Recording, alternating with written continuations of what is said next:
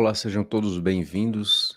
Vamos dar continuidade aí ao Código da Inteligência, o capítulo 9, quarta armadilha da mente humana, o medo de correr riscos. O medo de correr riscos bloqueia a inventividade, a liberdade e a ousadia. Inúmeras pessoas travam sua inteligência e enterram seus projetos de vida por causa do medo de correr riscos. Não são conformistas nem coitadistas. Eles almejam alcançar seus objetivos, mas não ousam.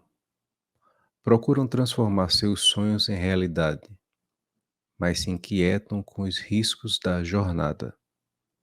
Reconhecem suas fragilidades, assumem suas limitações, mas não ultrapassam suas fronteiras, não decifram o código do ânimo, que faz da sua agenda um canteiro de aventuras. Quem aprende que é necessário correr riscos para transformar seus projetos em realidade, tem essa consciência. A existência é um contrato de risco. Por mais cuidados que tenhamos, inúmeros riscos nos rondam. Corremos risco de infartar, de sofrer um acidente, de passar por crises financeiras, de ser assaltado, de cair um avião em nossa cabeça, de tropeçar na calçada, de machucar o corpo praticando esportes, de ser decepcionado pelo cônjuge ou namorado, de ser frustrado pelos filhos, de ser traído pelos amigos, de ter inimigos sem motivo, de não preencher as expectativas dos outros, de ter reações incoerentes. Eliminar todos os riscos da humanidade geraria pessoas autoritárias, individualistas, ensimesmadas, agressivas, deprimidas, entediadas. O risco implode nosso orgulho, esfacela nosso egocentrismo, nos une, nos estimula a criar laços e a experimentar a difícil arte de depender uns dos outros. Quem triunfa sem risco, sobe ao pódio sem glória. Augusto Cury em Nunca desista dos seus sonhos. Sem riscos, a psique não teria poesia, criatividade, intuição, inspiração, coragem, determinação, espírito empreendedor, necessidade de conquista. Sem riscos, não conheceríamos o sabor da derrota nem o paladar da vitória, pois elas seriam um destino inevitável e não fruto das batalhas. Sem riscos, não erraríamos, não choraríamos, não pediríamos desculpas, não teríamos necessidade da humildade em nosso cardápio intelectual. Um código que nos humaniza. O código da consciência de que a vida é um grande contrato de risco nos humaniza. Sem essa consciência, não entenderíamos que um dia todos iremos para o pequeno palco de um túmulo diante de uma plateia de lágrimas. Passaríamos a nos comportar como imortais, revestidos de um poder incontrolável e selvagem, ainda que tenhamos nobres títulos acadêmicos. Os riscos diante da morte transformam ditadores em crianças, psicopatas em meninos, reis em seres frágeis. Os riscos abortam nosso endeusamento e nos fazem enxergar a grandeza das coisas pequenas, como a suavidade da brisa, as gotas do orvalho, as pulsações do coração, o sorriso de uma criança, a fé de um idoso. Os riscos nessa brevíssima existência também nos fazem ver as lágrimas do autor da existência, no choro de um bebê que saiu do útero materno e entrou no útero social, e no choro de uma plateia diante de alguém que saiu do útero social e entrou no útero de um túmulo. O código dos riscos. Não deveríamos viver de forma arriscada, radical, irresponsável. Não, não é esse código que devemos decifrar. Não devemos correr riscos à toa, colocar nossa vida e a dos outros em perigo desnecessariamente. A vida é única e espetacular. Cuidar dela de forma carinhosa e responsável é a tarefa mais nobre de um mortal. Mas devemos saber que realizar sonhos, conquistar pessoas e atingir a excelência profissional impõe riscos diários. Para conquistar a plateia de alunos, há riscos.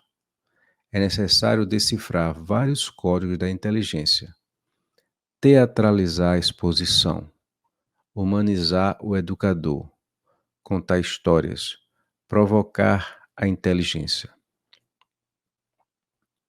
Mas há risco de ser desprezado, de ser considerado tolo, utópico. Vender ideias em uma sociedade consumista implica muitos riscos. Para arrebatar o coração de uma mulher, é necessário, entre outras coisas, surpreender e encantar, ser afetivo e intuitivo. Mas há riscos, inclusive o de invadir o espaço dela. Quem vence sem riscos, triunfa sem glória. Quem vence sem glória, triunfa sem lágrimas. Quem vence sem lágrimas, triunfa sem humildade. Quem vence sem humildade, triunfa sem valorizar seus pares ou a labuta da jornada.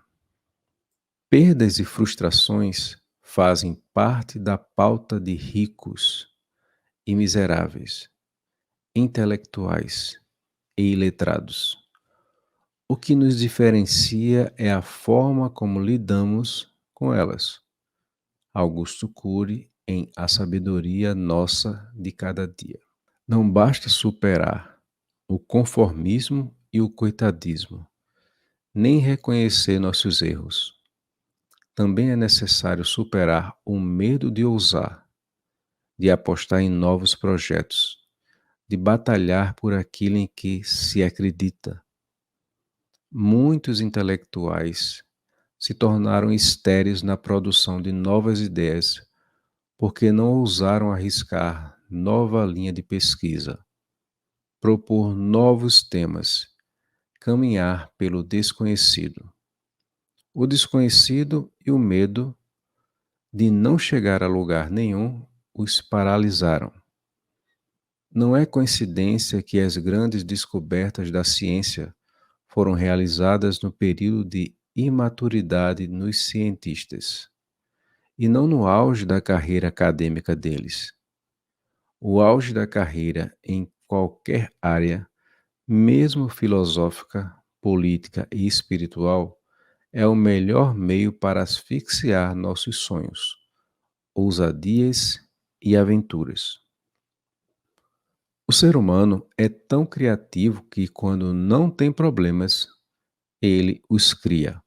Augusto Cury, em O Futuro da Humanidade. No ápice da carreira, conquistam-se aplausos, mas sepulta-se a intrepidez. Os maiores perigos para a inteligência de um executivo não surgem quando sua empresa atravessa dificuldades, mas quando navega em céu de brigadeiro. Nesse estágio, eles não experimentam novos processos, métodos e ideias. Ninguém gosta do caos, mas ele pode ser uma fonte de oportunidades criativas. Quem corre riscos nem sempre é compreendido. O medo de ousar tem destruído a formação de pensadores no mundo todo.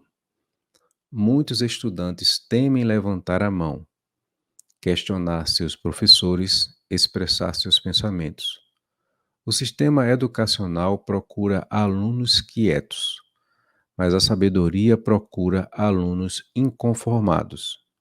O sistema educacional procura alunos que repetem ideias, mas a formação de pensadores procura alunos que as discutam, usam o raciocínio esquemático e têm coragem de usar.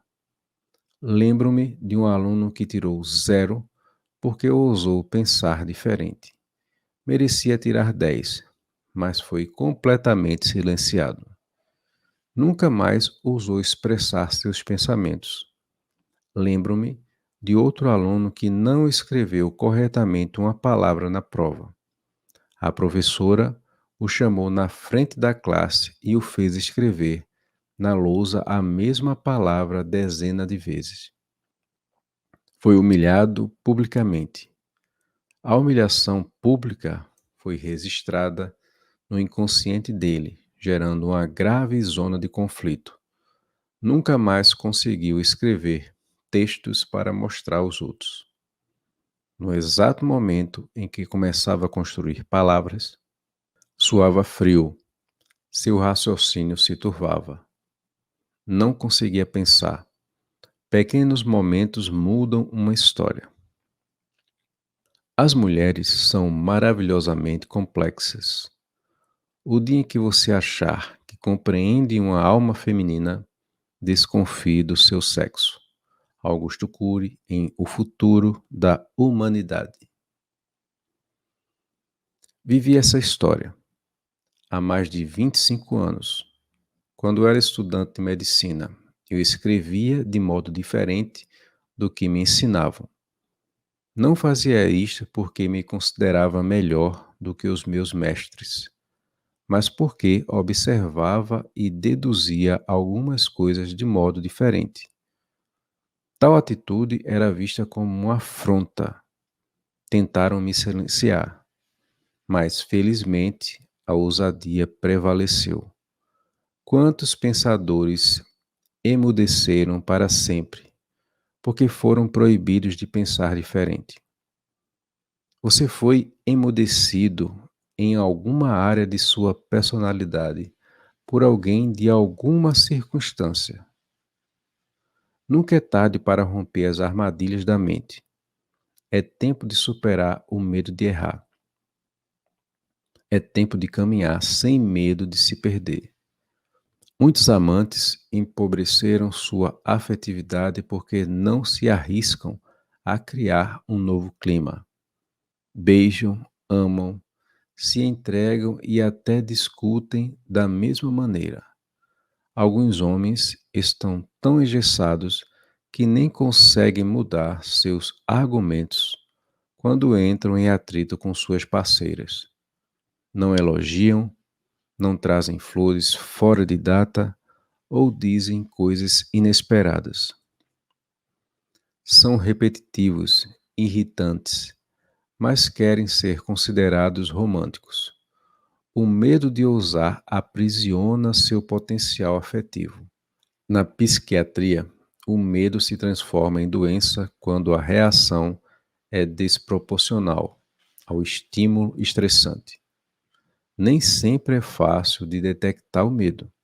Algumas pessoas não ousam porque têm um medo concreto, uma fobia definida, como o medo de animais, lugares fechados, raios, acidentes. Mas há pessoas que têm medos indefiníveis, objetos fóbicos não detectáveis. Tem o mais sutil de todos os tipos de medo, o medo do medo, uma apreensão dramática diante do desconhecido, do indecifrável. Esse tipo de medo costuma ter raízes nas preocupações exacerbadas quanto ao futuro. Todas as fobias são passíveis de serem superadas. Entretanto, veremos que não podemos apagar as janelas fóbicas da memória, mas podemos reeditá-las. Uma das possibilidades de reedição é decifrar e aplicar os códigos da inteligência, filtrando estímulos estressantes, gerindo o psiquismo e libertando a intuição criativa.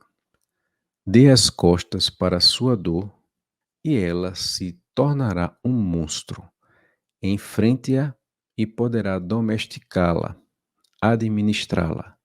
Augusto Cury, em A Sabedoria Nossa de Cada Dia.